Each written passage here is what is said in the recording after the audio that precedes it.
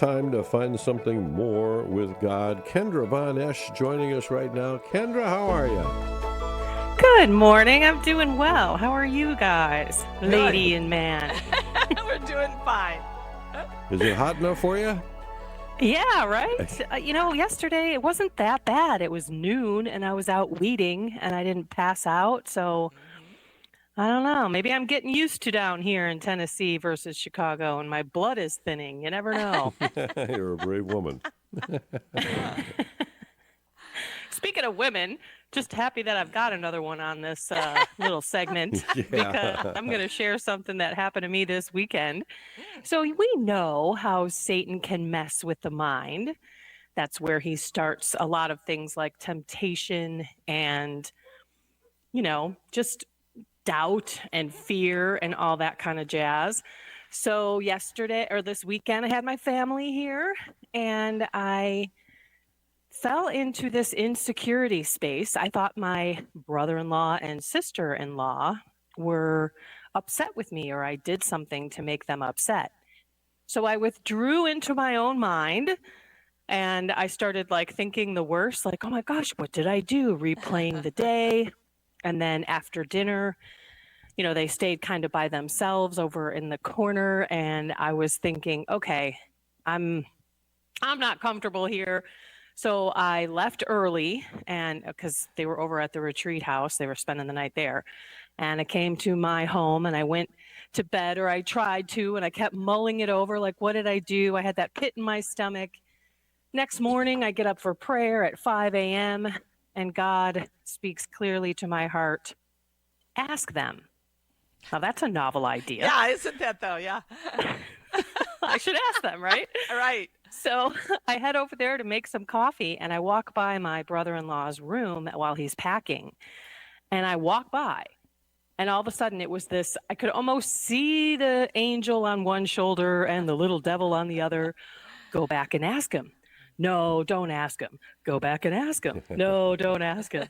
So I finally turned around and I walked in there and I said, hey, did I do something to upset you and Sarah?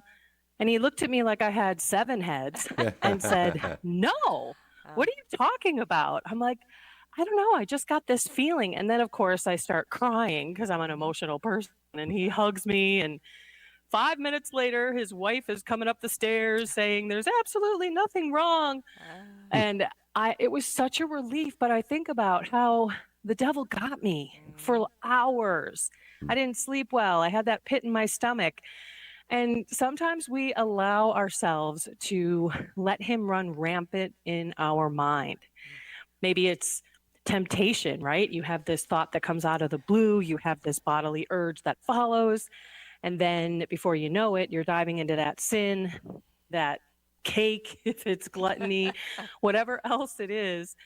And it's all about paying attention because in relationships, the devil loves to divide. And he will stir up all of your insecurities. I used to have this horrific sin of vanity where I just had this disordered relationship with what other people thought of me. It wasn't like what I looked like, but anything that they would think about me, my value was in them. So what do we do? Well, we have to identify, is this from God? Was that deep pain in my stomach, that kind of feeling sick stomach, something that God put in me? Was that waking and worrying about it all night something that God put in me?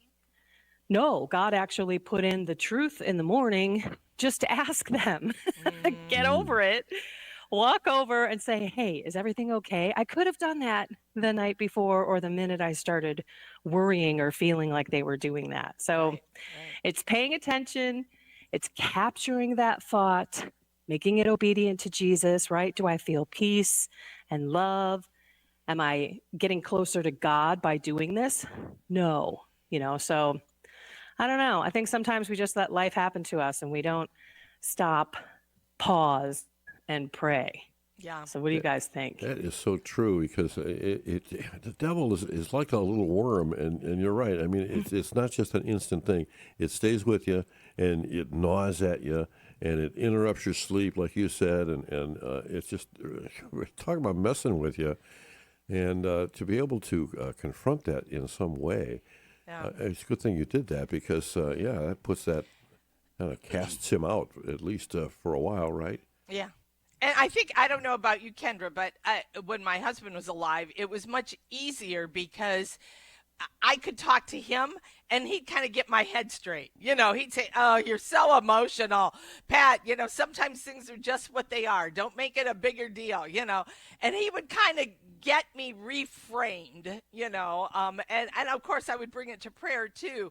But I do miss having that physical person there that speaks to me and helps balance. And that's one of the beauties of marriage, right? I always said that was just such a gift. Yes, and God spoke through it. My husband too passed away, and he was my rock. God spoke through him very clearly many times. So I'm sure I would have gone to him and he would have been like, Yeah. "You're imagining this," Yeah. and set me straight. Right. Or he would have said, "Go talk to him if it's bugging you that much," right? Yeah. Yes. So God Yes. so God did it through prayer. That's great. Amen. And he Wonderful. can do Yes. that. So Yeah. just got to keep focusing on him, right? That's Yeah. right. Yeah. Kendra Von Esh, how do people get in touch? Oh, you can go to KendraVonEsh.com or the retreat home, Soul, Mind, and Body Retreat.com. Cool. Thanks, Finding Kendra. something more. Thanks. God bless you.